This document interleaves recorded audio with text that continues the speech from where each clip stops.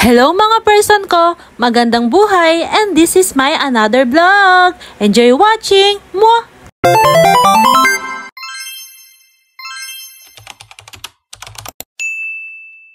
Kakagaling nga sa palengke ni Mama Jan. Binili nga niya pala yung mga rekadong gagamitin para sa lulutuin mamaya. Paghahanda kasi ni ate ko at ng daddy niya si Thea sa school nila. Kung nakikita niya si mama ko dyan ay sumasayaw siya dahil nakita niya si Austin at kumakanta ng APT. Dahil busy nga ang mama ni Austin at saka si mama, ako yung tagabantay niya ngayon. Pinahiram ko nga sa kanya yung isa kong cellphone para tahimik siya. At yung asawa ko nandito na nga, kumakanta siya dyan para hindi siya mainip. Ginugulo nga siya ni Austin dyan. Dahil nawawala yung pinapanood niya ay pinapaayos niya ito kay Tito J niya. Paluto na nga yung sauce na ginawa ni ate. Pinapahalo niya lang ito sa akin ngayon. Tapos kapag kumukulo na ay okay na. Yung asawa ko naman ay inayos niya na yung pasta. At ayan na mga person ko, ayan na po yung finished product natin. Nakapaggawa na nga po tayo dyan ng spaghetti, chicken fillet at saka yung hotdog na may marshmallow. Ang ganda-gandang tingnan ng mga pagkain. Share ko lang mga person ko, dati nung mga nag-aaral kami parang hindi naman namin nagawa yung ganyan. Nakakatuwa lang isipin si ate ko at ng asawa niya ay ginawa nila yan para sa anak nila. Papunta na nga pala tayo sa Bekuran Elementary School. Doon nga pala nag-aaral yung anak ni ate ko. Bumili nga rin pala ng brownies si ate ko dyan para naman madagdagan yung isi-share ni Thea sa mga classmate niya. Papasok na nga kami pala sa kanto ng Bekuran. Nung makita ko nga pala yung unang gate ng eskwelahan, sabi ko, ayun na yung kila Thea. Tapos sumingit naman si Ashley, sabi niya, tita, hindi naman yon. Yung pangalawang gate daw, ayun yung sa mga elementary. At sabi naman ni mama niya, hindi kasi dyan nag-aaral si tita, sabi niya ganon. Kaya hindi niya kabisado. Pero sa totoo lang mga person ko ay alam naman din natin dahil may nakalagay na BHS. Meron din kasing nakikinig na madaldal kaya sumasagot siya. Ganon kasi yung pamangkin kong si Ashley.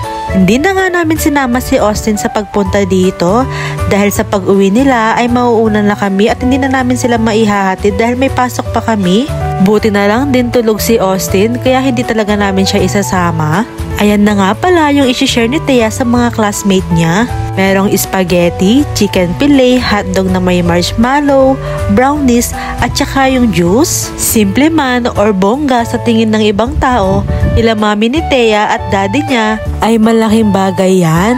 At least masaya yung anak nila. Hindi nga pala alam ni Thea na may paganito ang mami at daddy niya. Dahil 10 years old na daw siya ay minabuti nila na paghanda ito sa classroom nila. Nandito na tayo mga person ko at naidala na natin lahat dito yung mga pagkain at magsasalita na dito yung mabait nilang advisor. Hindi ko nga pala alam mga person ko kung merong idea si Thea na sa kanya yung mga handaan dun sa harap ng classroom nila. Di na ako magvo-voice over dito mga person ko, pakinggan nyo na lang yung mga classmate ni Thea at nung teacher niya. Maraming salamat po sa panonood. Magandang buhay!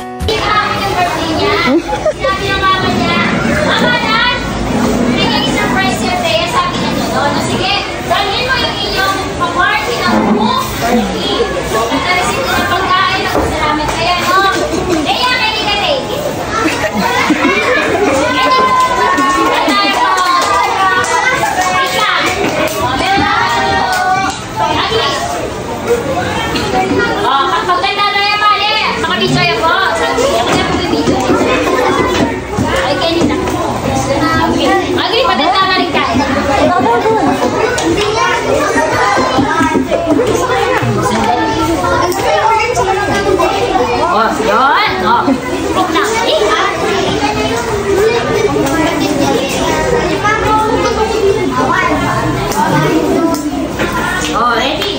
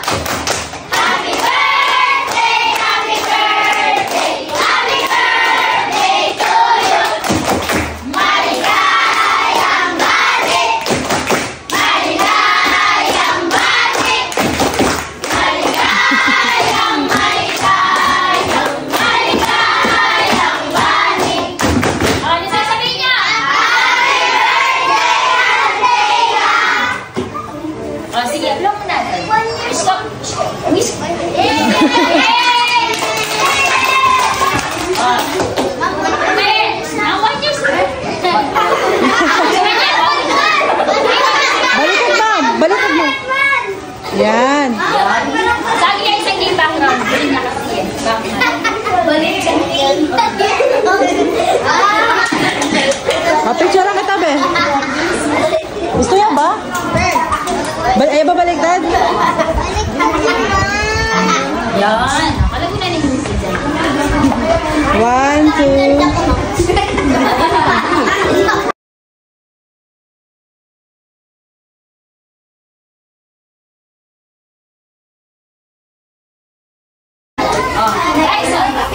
Ganda, bigyan mo din.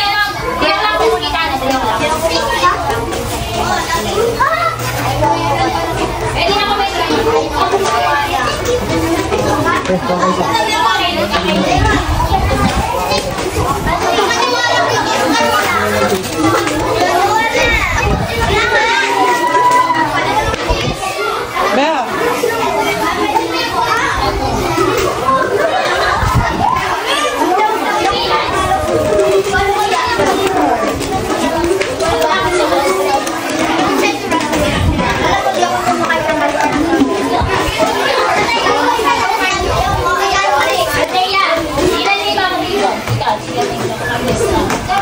Ito na kayo, Be? Meron ka na, Be?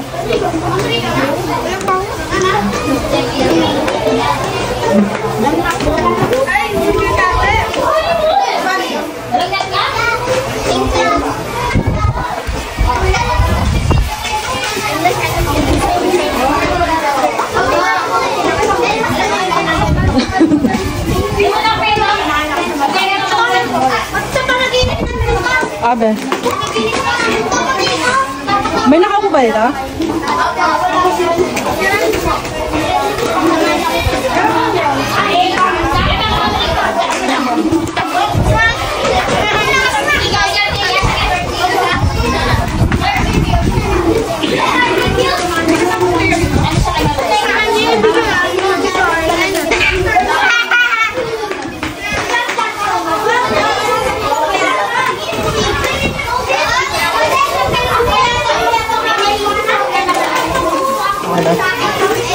Di, pa-box na lang. Ay, gusto mo lang na ganda. Ano mo lang gusto din. Ano mo lang gusto din. Ano mo lang nyo.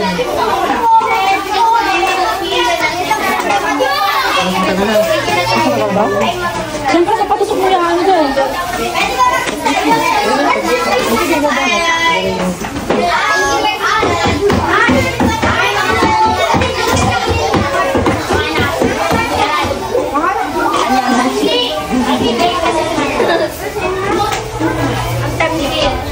Sarap ba, Be?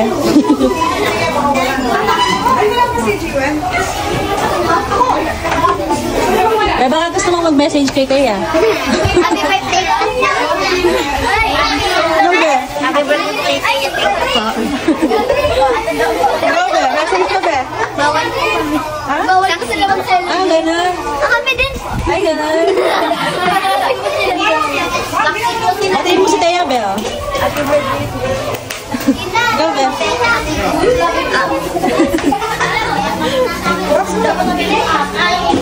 Papasulit ka?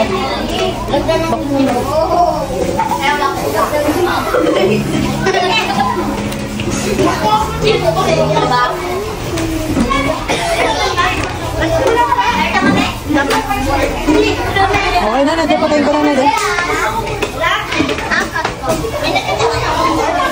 Teya! Uy! Batiin mo si Teya, Be.